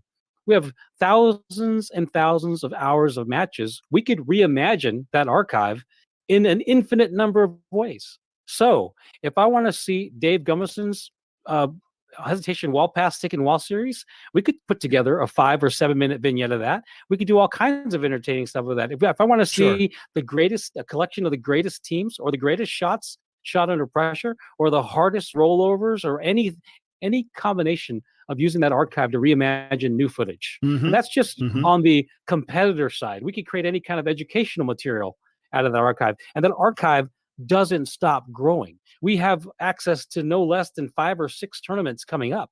We just add to the archive. Right. We are going to have 3 24-hour live streaming channels available to us. 24-hour live streaming. We haven't even figured out how to use them. And we're in 4 continents right now. We have 4 continents of players embedded in these places. We could do all kinds of for the entertainment, no kidding, for the competitiveness, for people that want to get time. It's a hub for anyone from the beginner to the master, from entertainment to education to the parent that wants to groom their child's skill set. It'll be the central hub for all things foosball and beyond, because you've heard now my diatribes every week make more sense. How can we make foosball less of a boring endeavor? How can we make foosball something that people are going to be entertained? You're going to encourage people to cheer. I mean, when we go to a tournament now, we can actually cheer for our favorite player or team. Or find a place to find a bunch of cool trick shots, or we could have live trick shots. Let's have a live trick shot competition on our live stream. We can do pay-per-view events on our live stream. Our live stream has the ability to do pay-per-view. We could do any number of things. We haven't scratched the surface of creativity how we're going to use our site. Right, and it's an incredibly robust opportunity. And as the ideas stop when the imagination stops, and when you have 30. I don't know if it's 34, 36, or 38. That number I don't know where that number is. That's how many people we have on our team are thinking about how to make foosball better. So just to reiterate, if somebody's just tuned in for the first time to FoosTalk Live tonight, what we're talking about here is something called Inside Sports International, or ISI, I guess is the best way to put it.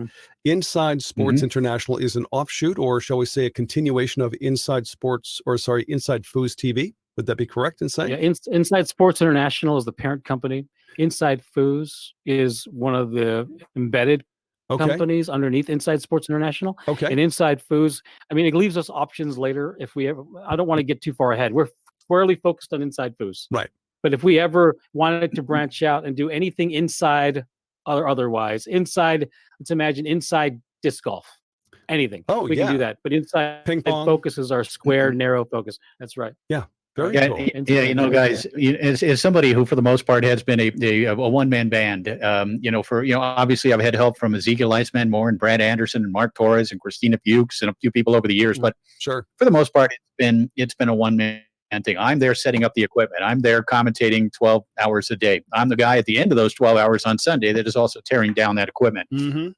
For the first time ever, man, it feels good. I've got a team. I've got people surrounding me who are on site at events are going to be contributing. Right. And throughout the week, literally 24 hours a day, as Mark said, we literally can circle the globe with people in place promoting foosball at a very high level and all collaborating and communicating together in order to make this one big whole thing possible.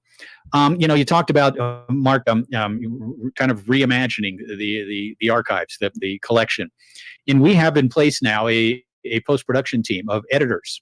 There's 4 of us on that team, led by Noah Rosenstein, but people like Michael Stahl and Chase Pinnell and Kurt Barbroker, yes, and Keith Glenn down in Florida. People who are instrumental, are learning editing, or already well along the way of being editors, who now we can turn projects over to. You're going to be seeing a lot of promotions for things. There's going to be teasers. Jason Wicks. How about Jason Wicks, one of our studs? The great Jason Wicks, the head of our post-production team, and a Bearded Wonder Foosball, and a guy that I am really looking forward to working with. A brilliant streaming guy. Clay Toomey, of course, always a great contributor as well in so many different ways. But it's a great feeling to know that I've got people supporting my vision over the years and now giving me the ability to really focus into what I do best, into my lane. And that's perhaps conceptualizing things. And that, of course, the commentary side of things. And it really allows, I think, maybe my commentary to get even better because I'm not having to focus on so many other things. Sure. And it's just a great feeling to know. Over the years, I've always kind of said, that guy's got a good idea. She's got a great idea. The people over there overseas internationally are doing things pretty cool. That guy up in Milwaukee is doing some nice stuff. But like Mark said earlier, they're all individuals in silos. And now we have pointed all those missiles in one direction. And it's a great feeling. And again, this isn't a fly-by-night thing. This is something that's been going on now, folks, behind the scenes a little bit. For a while. For more than 8 months. For 8 months to a year. With planning and there's a lot of things in place that you guys are going to be seeing here very soon. There's some things coming up as soon as this week. Obviously, the launch on Thursday, but it's going to become a regular part of your foosball fabric to know what's coming up. You're going to be able to watch live what is going on, and you're going to be able to watch after the fact what happened, and it's going to be put into perspective for you through analysis and through coverage like it's never been before. And the one thing we're careful about at Inside Foos is to not overpromise. Right. So if anything, we're underpromising what's coming because we all are very inspired by where this can go. But again, it's let's take care of things. Let's make it happen. Let's do. Let's continue to dream, but let's make sure all the steps are in place to execute these dreams. And that's where we are right now. And I want all of you out there listening to really begin to think about what you can do. Obviously we've got our team in place. We're going to be pushing forward, but as individuals out there, people, local promoters, regional promoters, players, people who love foosball, what can we do to contribute to this worldwide effort to get the sport where we want it to be, where we have envisioned it being, where we know it can go? And so let's all of us kind of look at ourselves and say, what can we do? And if you're interested in being involved with what we are, please contact us. And if you have a unique skill, we'd love to hear about it. Sure. Because the idea is, let's all pull on the same end of the rope. There's been so much tug of war in so many different directions over the years. Yeah. It's time we all got together, got on the same page, got on the same end of the rope, and made it happen. Yes. I got to tell a story about one of my favorite recruits onto this team.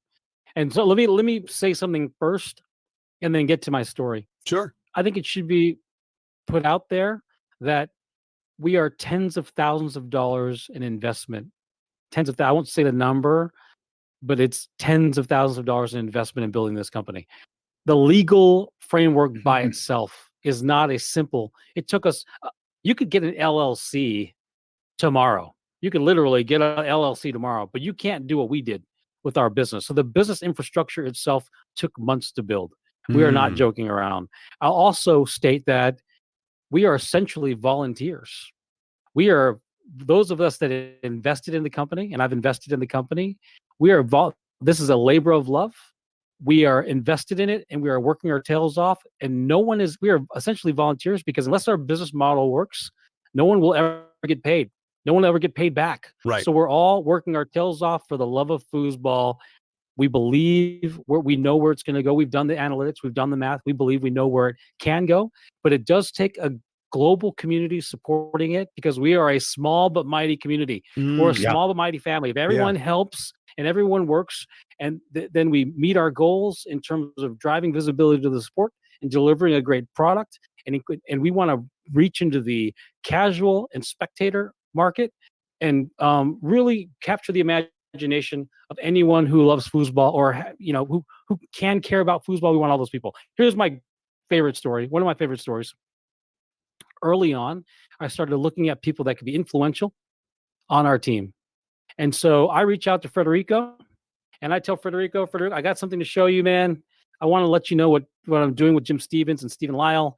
And we got some people. I want to show you a slide deck of ideas we have to really keep Inside Foos afloat and alive, because that was a risk at some point. Inside Foos having to shut off the cameras and not operate anymore was the reason why I joined in. I joined in because I thought Inside Foos has a better shot of staying viable if I became a part of this business. And it would have been heartbreaking for that to happen. Anyway, I reach out to Frederic. Frederic sees my presentation and he sees the whole thing. And now Frederic is a guy who is used to saying no to anything like me. He's like, there's too much foosball crap out there. And Frederic's probably said no 100 times for every time he said maybe to something. So I show Frederic my presentation, and Frederic sees the whole thing. He says, I'm in. Wow. I'm in for two reasons. I'm in for Jim Stevens, and I'm in for you, Mark. But I know he meant Jim. He said me because he was being generous on the phone. He meant I'm in this for Jim, and second, I'm in this for Jim. But he said, I'm in this for Jim, and I'm in this for you. I want to help. I've loved Inside Foos. I think Inside Foos is one of the best things that ever happened to Foosball. And I knew right then we were on to something because Federico was probably my 4th recruit. Right. And I knew we were on to something. Right. And when you get Federico on your team, yeah, and you start talking to other people and like, look, we got Federico he's our global, he has a title. It's global ambassador Inside Foos. Right. He's our guy who's going to help be a vocal piece for us. And I'm in touch with Frederick all the time. He's working with stuff with us. Yep. Cool. What a great ambassador to your sport. So I just want to say that the love for foosball and by proxy Inside Foos has been an incredible boon. We're on to something here, and the sky's the limit, and we're pushing. I'm very encouraged and excited because obviously this is an unfolding story. It's not something that's an immediate. We have all the answers right now, but it is unfolding, and I'm looking forward to hearing more of the details. Now we do have a call coming in from Artemis. Artemis, welcome to FoosTalk Live. You are on the air. Hey guys, how's it going? How's it going? Pretty good. Good, man. You remember Artemis? You know what Artemis is? Tom, that's Steve Murray. Steve Murray. How quickly I forget. Hey, Steve, what's up, man? So I never knew your middle name until now, Steve. And congratulate you guys on the new endeavor. I'm very excited for you. Cool. Thank you, buddy. Can you hear me okay? Yep. Yeah. Okay. Yep. By the way, before you go, Steve Murray is on our team as an advisory board member, and he's one of our strategic recruits, and it's been an incredible resource for us. Yeah. Please, Steve, keep going. I'm done talking, man. Keep talking. Well, first I wanted to congratulate Jim and tell him that when you watch Facebook on a weekly basis now, and he's inspired a lot of people to get out there and do the live streaming and do some, you've inspired one kid down here in Dallas that does a hell of a job. I can tell you that. Cool. All that's missing on his program is some really good commentary, and I'm sure he'll get to that at some point. But congrats on all that stuff. I'm excited for you guys. It's going to be exciting to see where this new endeavor takes this sport, and can't wait to see it. Coming from you, Steve, that's great stuff. Thank you so much. And oh, by the way, I did want to say that my middle name is Gamesmanship.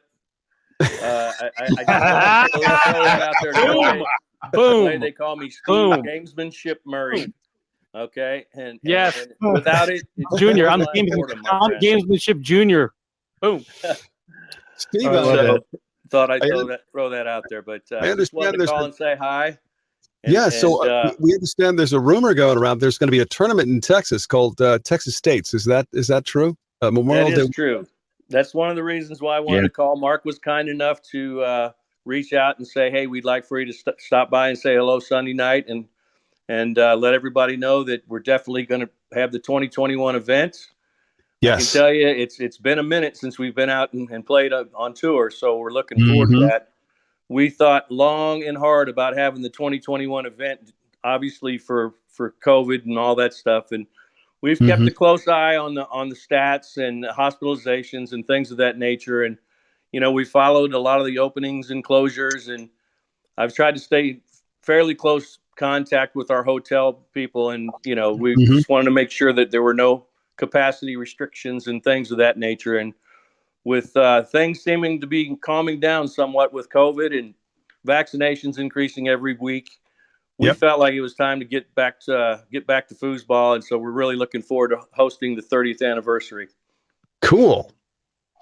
Well, what are those dates, Steve? What are those dates? Well, we were lucky enough, and again, we were very cautious about it. We were a little bit nervous about it, but Texas State has been Memorial Day weekend for the last 25, 26 years.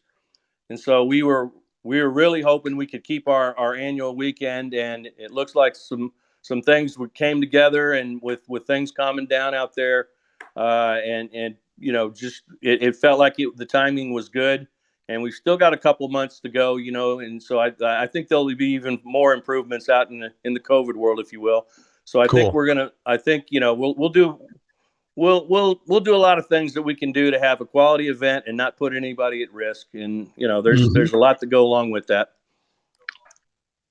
Steve, as far as I'm concerned, you have the world championships, dude. The Texas States is the world championships because I don't know if I'm going to live long enough to see the worlds. So we're promoting that mother like it's the worlds. Texas States is the world. Hey, man, Texas States is the tournament of the year. That's the tournament of the year. Well, here's the thing. How many tournaments, how many Texas States have I worked, Steve? And going back to the 90s, of course, so many of them and so many great events. And really, there is no better run tournament on tour. The hotel is always first class. The competition is first class, the setup, etc.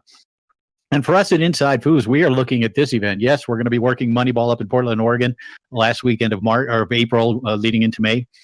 But really, Texas State, this is our first major. This is the one we are focusing on to bring the full Inside Foos press, everything, multiple streams, the full presentation. And I have a feeling, especially coming out of COVID, where it's been a couple of years, right?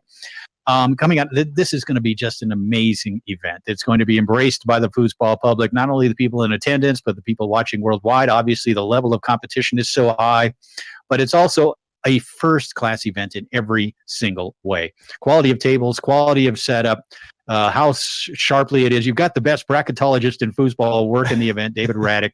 There is nobody better at running a tournament than David Raddick. And so we are, as Inside Foos, and of course you're a part of the Inside Foos family, we are really, really looking forward to getting back down there to the Lone Star State and covering that event. Well, Jim, to your point, we appreciate that. Obviously, we appreciate the kind words, and we take a lot of pride in earning those kind words. So thank you for that. But look, this is a great hotel. I can tell you that if anybody was concerned about it, you've been to the ballroom a couple times. The room is absolutely humongous. Okay, so we're going to have huge. Plenty of room. We're going to make sure that we take some extra precautions with some sanitation protocols and spacing tables, and make sure that there's plenty of space for spectators and whatnot. But we are going to try to do some special things. We got a couple things up our sleeve this year. I think that you'll find interesting when you're there. We're going to try to recognize a couple people, 3 to be exact, that have been highly instrumental and a big part of Texas State over the years, and that's our 3 latest Hall of Famers. I'm hoping they can make the event so we can recognize them, and eventually, of course, they'll get their just due in Vegas. Everybody's looking forward to that too. But great. We're going to do our absolute best to try to put on a first class event and make it a great player experience. We tout this as a family friendly event. We try to do some extra stuff for people that bring their kids and whatnot, and the wives and whatnot. We try to keep everybody busy, but first and foremost, it's a highly competitive, very prestigious event. So don't think for one second this is a vacation. This is a highly competitive, prestigious title. Okay, so come down and get some Texas foosball. Oh, yeah. By the way, man. I understand Mark is going to be making it, so you might want to hide the vodka. Just saying. Yeah, maybe so. I'm going to be kidding me, Tom. I've got this for you. Steve Murray does not hide the vodka. That firsthand, there will be no hiding of anything. And there's even a rumor we might be doing, FoosTalk Live and Foosball Radio from down there. Tom Robinson might be making the trip. We'll see. That is, we'll see. But we'd love to have him as our guest, and it'll be nice. I mean, part of your crew already lives here. We're lucky to have Clay down here in our neighborhood. He's doing a great job and a nice addition to the show, by the way. And and I can't wait to get him on the table because I'm going to start calling him from my phone. I will tell you right now, this is not a joke. It's not. I knew the date because I already bought a plane ticket. I'm landing in Love. And Clay's he said he'd pick me up at Love Field. I already got a plane ticket, dude. I'm already there. Sweet. Nice. It's like two blocks from DFW, right? You know that. But I'm flying Southwest, and I bought Southwest. So listen, guys, I really, really appreciate the opportunity to get on and let everybody know that this tournament's on, and we're gonna work hard to make it a successful one. We'd be honored to have you guys down there. Cool. All of you or some of you. We'll take whatever we can get. But I will promise you a good event, and we'll promise you a good time. Excellent. Thank you so much. Hey, congratulations on from the bottom of my heart. Thank you, buddy. Super, super excited for you guys. I can't wait to see where this goes. Take care. All right, Steve, or shall All I right, say, Steve, thank you, bud. Thank you, Artemis, for calling in. So, Artemis. Talk Live. I had to do that back when I was a special guest, Tom. They made me call in. I had to. They made you do it. Disguise my voice. You got to hang up, bro, before you hear something bad. All right. Yeah, of course. Husband and wife Hall of Famer Steve and Gina Murray, and Steve was there, as we've talked about at the very beginning of Inside Foods. You know, he was so instrumental in getting us out on tour, and he's with us 100% now. You know, as you saw in the video, you know, he is a primary part of our vision moving forward. And you know, again, you know, there's going to be challenges coming up. You know, we're not sitting here, we're not the end all. You know, as far as what can be for foosball, Sure. we are going to do our best. We're going to work together. We've got a plan. We've got a vision. And again, if you know, those of you listening, if you want to participate, be a part of it, you can do it in so many different ways there in your local area, or you know, helping us out internationally as well. But hearing Steve Murray is always such a pleasure for me. I have such a warm spot in my heart for that man. You know, not only because of how instrumental he was in the beginning of Inside Foods, but how he has treated us over the years. And yes, his middle name is Gamesmanship, but you know, get past that, and that is a sweetheart of a man, and maybe you know, top 5 all time. It's part of the deal. Yeah, part of the deal, man. Like, you know what? To touch on that for a second, we ask these questions every week about what's your key to winning, and I talk about Steve Murray more than I should, like way more than I should. But gamesmanship is how he controlled the moment, and if he controls the moment with gamesmanship, it is the burden of the competitor to disassociate themselves from the gamesmanship. So yeah, boom, gamesmanship Murray and gamesmanship Junior Torres. Well said. Well said. I love it. And no game Clay. Anyway. I'm just sitting. I'm waiting for you to finish because this is what you're good at. You're talking. So when we have an actual foosball table between us, you can talk. Clay, I'm gonna smash you. Clay. Hey, listen. Hey, if nothing else, folks, show up at Texas State just to see those of us involved with Inside Foods and with FoosTalk Live down there on table number 1, hammering it out. There's a big money match. Bring that belt. Bring that belt with you, and bring your point spots too, because you're gonna. No, you lost that to Tony. He doesn't have it anymore. I didn't know that. I'm sorry. I take it back. I wasn't trying to. No, you know. Yeah, but again, you know, you talked about. Yeah, he'll bring a belt in. Look out, Mark. Bring a belt. Remind you of your youth. I think we should do this. You know, when you hear, you know, Mark, you mentioned Frederick Collignon. You know, obviously Steve Murray. I mean, when you're talking about the greatest foosball men of all time, those two guys right there are in the top 5, right? Sure. I mean, these are people who have. And one thing we have found, and you know, again, it's been so flattering to me to have people believe in what I have built and what I've done over the years, and in the vision that we've had. And you know, one thing we found out though, when approaching almost anyone, you know, from a business perspective internationally, the Inside Foods name, the Inside Foods position in the sport has really opened doors widely. You know, whether it's Jack Wong down in Taiwan, whether it's, you know, people in Germany or France or wherever. You know, when we say Inside Foods, what we've done over the years. Yeah, sure. Let me help you out. Okay. Yeah, please do. First of all, I'm a sales guy. I'm a sales guy with a pretty healthy business acumen. Nothing has been easier for me than to name drop Jim Stevens and Inside Foods and instantly get meetings. Wow. And instantly have traction. So Jim has to show some humility. He's talking about Inside Foods. Federico is probably not taking a phone call with me unless I say it's on behalf of Inside Foods and Jim Stevens. And because it's on Inside Foods and Jim Stevens, Federico says yes. That's the reality. And guess what? You're going to hear a series of announcements over the next month. And they're all because Jim Stevens and Inside Foods opened the door to close incredible deals. You'll be hearing about them. These are deals that are either done, or we're so sure they're done, we're going to announce them. Wow. So it's going to be an exciting couple of weeks as we start to disclose how much traction we really have in all of it. Like if I was to start a business in June of 2020 last year and try to hold calls and try to like endear people to a business I didn't have, there would have been nothing.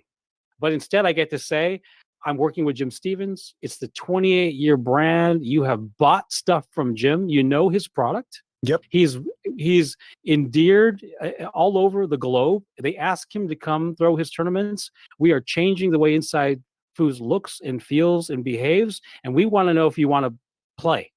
And everybody looks at it and says, yeah. Sure. I want to play.